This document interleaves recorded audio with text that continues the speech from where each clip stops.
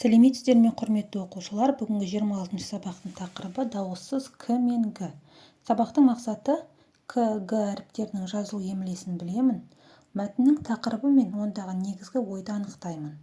31-ші жаттығуға назар аударайық. Бағандағы сөздерді оқы. Жүрек, жүрегі, кірпік, кірпігі, тілек, тілегі, көк, көгі, әйнек, әйнегі, білек, білегі. Сөздерді салыстырып, сөз соңындағы к дыбысы неліктен г дыбысына өзгергенін айтып көр. Өз қорытындыңды келесі беттегі мәліметпен салыстыр. 31-ші жаттығу. Сөз соңында к дыбысынан кейін дауысты әріп келетін болса, к дыбысы г дыбысына өзгеріп кетеді. Мысалы, жүрек деген сөзде к дыбысынан кейін дауысты ә дыбысы келуі себепті жүрек сөзі жүрегі сөзіне өзгеріп тұр. Дәл солай кірпік деген сөзде сөз соңында к дыбысынан кейін ә дыбысы келуі себепті к дыбысы г дыбысына өзгерген. Кірпік, кірпігі. Ешқашанда біз кірпік, кірпікі деп айта алмаймыз. Кірпік, кірпігі деп өзгереді. Тілек, тілегі болады. Дәл солай көк деген сөзде де көк, көгі болып өзгереді. Әйнек, әйнегі, білек, білегі болып өзгереді.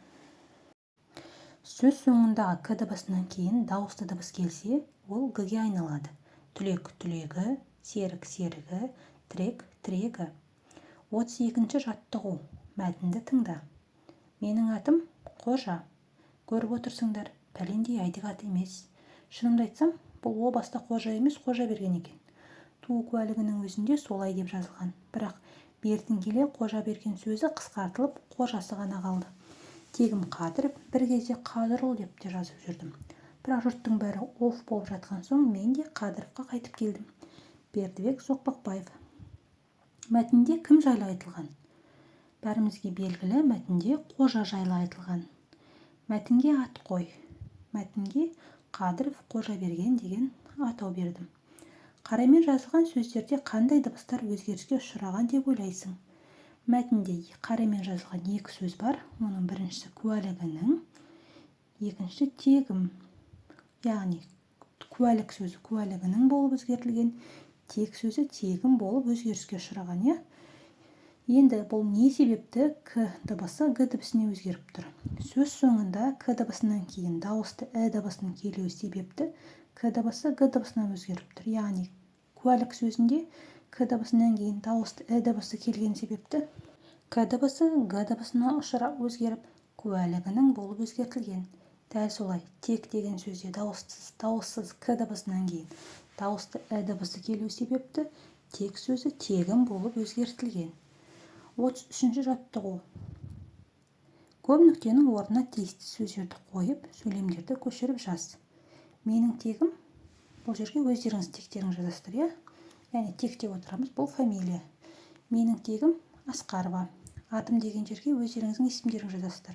Атым Айжан, туған жерім Астана қаласы, мен 2-ші сыныпта оқимын. Туған жерім деген жерге сіздер өздеріңіздің туған жерлеріңізді жазасыздар. Астана деп жазып қоймаңыздар. Бұл тек қана үлгі ретінде берілген нұсқа. Шығармашылық үзіліс. 34-ші жаттығу. Бос тор көздерге к дыбысынан басталатын сөздерді тауып жаз.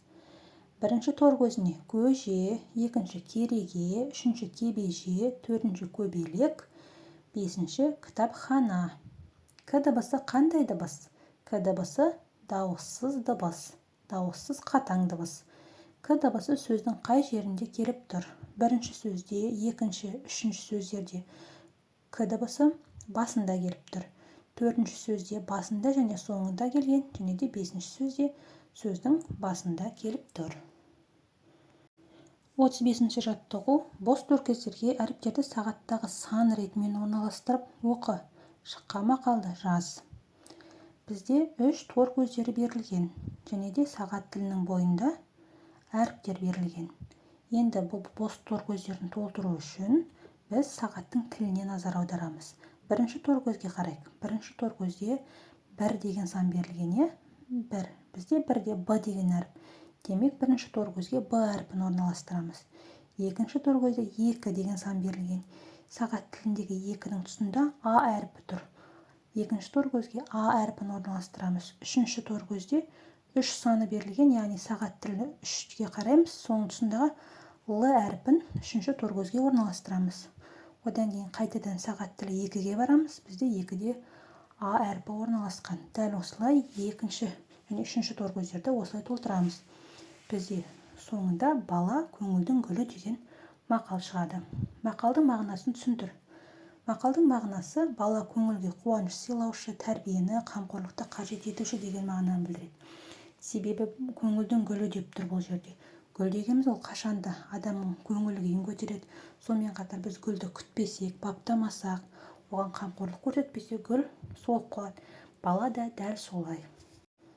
Қашанда көңіл бөлгенді, өзін қуантқанды, назар аударғанда бала үнемі жақсы көреді. Сол арқылы бала өседі, өнеді. Сондықтан да бала көңілдің гүлі деп аталған. Құрметті оқушылар, осымен біздің бүгінгі сабағымыз аяқталды. Қош, сау болыңыздар.